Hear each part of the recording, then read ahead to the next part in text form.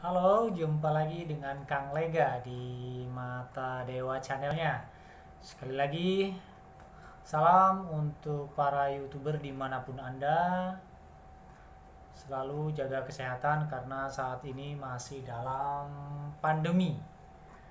Hari ini Kang Lega akan mengupload atau mereview cara membuat ikan asin yang dari ikan gurame. Jadi sekali lagi harga ikan asin, apalagi ikan asin gurame pada saat menjelang Hari Raya Idul Fitri itu harganya akan melambung karena di salah satu daerah yaitu tadi menu utama pada saat puasa dan lebaran itu ikan asin. Oke, yuk kita simak video berikut ini.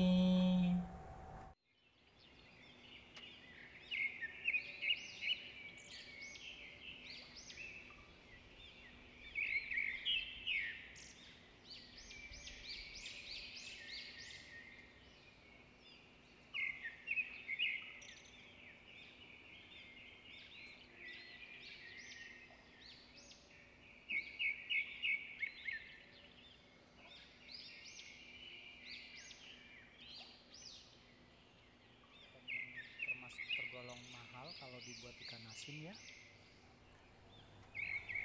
Jadi kita tangkap ikan yang mau kita olah menjadi ikan asin, dibersihkan sisik dengan bersih, lalu kita belek dengan cara dari punggung menuju ke arah perut.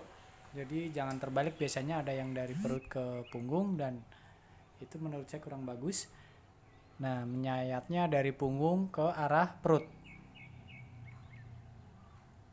Begini. Ya, ke arah perut dan sampai ke kepala ikan tersebut dibelah menjadi dua bagian.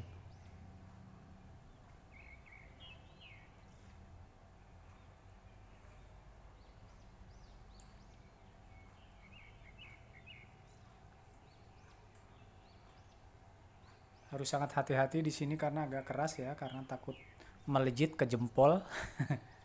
Hati-hati karena pisaunya juga sangat tajam.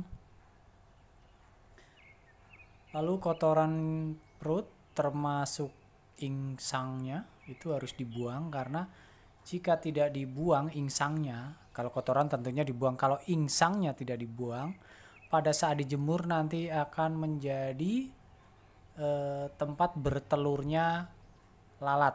Biasanya yang paling suka bertelur di insang tersebut lalat hijau ya, yang agak besar itu. Jadi kalau bisa dibuang dan akan lebih cepat kering nantinya pada saat dijemur. Lebih baik disikat di area perut yang telah kita bersihkan, karena apa? Untuk menghilangkan rasa pahit yang empedunya pecah. Biasanya kalau empedunya pecah, dia dagingnya dia akan terasa pahit nantinya jika dikonsumsi.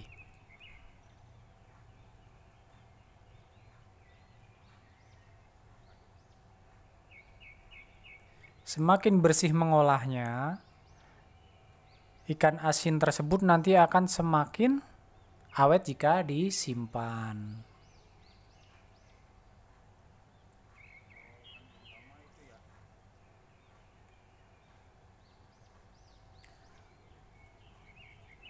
Jika di pasaran untuk ikan asin gurame pada saat menjelang hari raya akan mencapai di atas 80.000 per kilo. Karena di salah satu daerah justru yang menjadi primadona itu bukan daging. Kalau di perkotaan itu daging. Tapi kalau di daerah yang saya sebutkan tadi di salah satu daerah itu justru ikan asin yang akan dikonsumsi pada saat Lebaran Idul Fitri tiba, atau mungkin untuk menu buka puasa atau untuk sahur.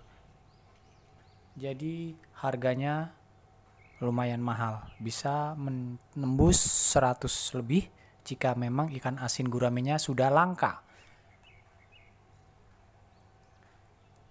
Setelah dibersihkan, kita ambil garam krosok. Karena garam krosok itu berbutir-butirnya agak besar, jadi kita ulek. Setelah agak halus, kita ambil ikan yang tadi sudah dibersihkan, kita tiriskan airnya di atas tungku yang sedang buat masak atau apa, supaya tiris, supaya airnya itu menetes dulu, baru dikasih garam.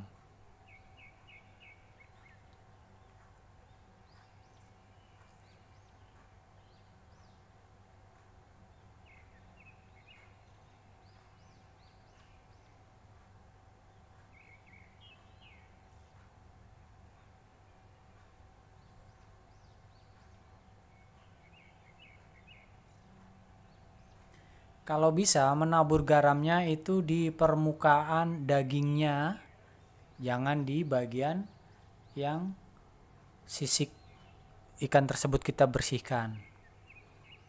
Karena yang berproses untuk dijemur dan pengawetan yang diutamakan adalah yang berdaging. Walaupun tetap akan diolesi garam di area bekas sisik yang kita bersihkan.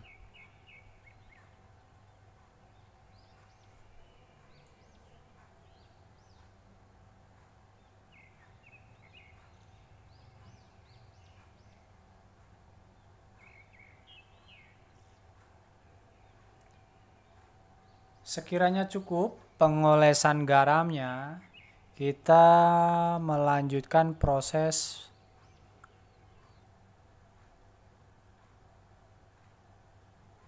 penjemuran.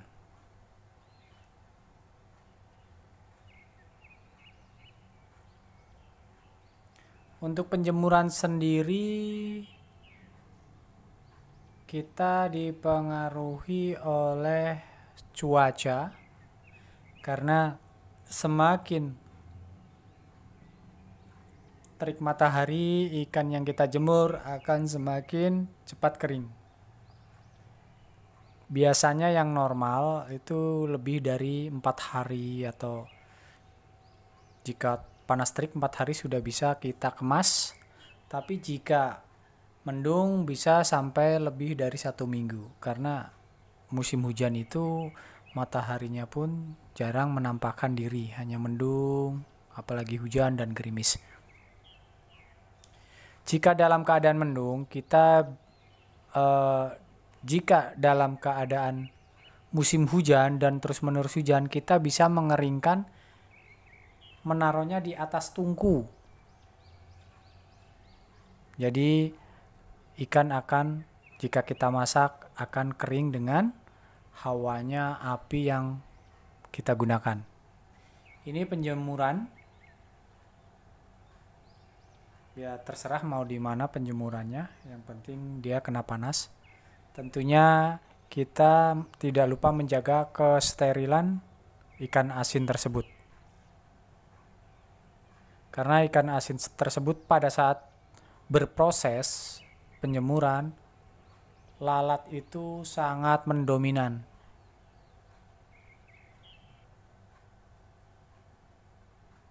Kalau saya mengakali dengan lem tikus, di atas ikan yang kita jemur, kita taruh bambu yang sudah dilumuri lem tikus. Dengan sendirinya lalat nanti sebelum hinggap ke ikan asin, dia akan ke bambu yang setelah dilumuri lem tersebut.